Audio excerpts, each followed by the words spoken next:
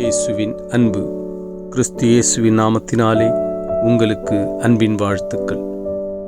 Mark எழுதின சுவிசேஷம் 9ஆம் அதிகாரம் 23ஆம் வசனம். இயேசு அவனை நோக்கி, நீ விசுவாசிக்க கூடுமானால் ஆகும், விசுவாசிக்கிறவனுக்கு எல்லாம் கூடும் என்றார்.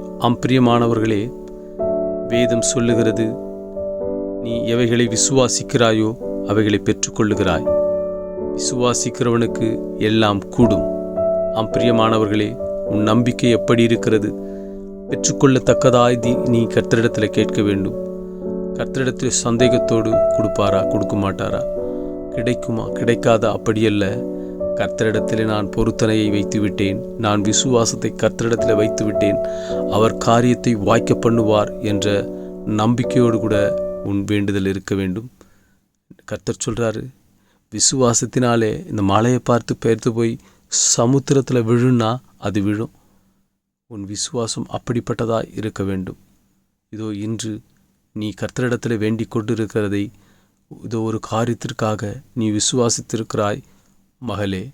நீ ஒரு காரியத்திற்காக கேட்டுக்கொண்டிருக்கிறாய் மகனே. உன் நம்பிக்கை ஒரு நாளும் வீண் போகாது.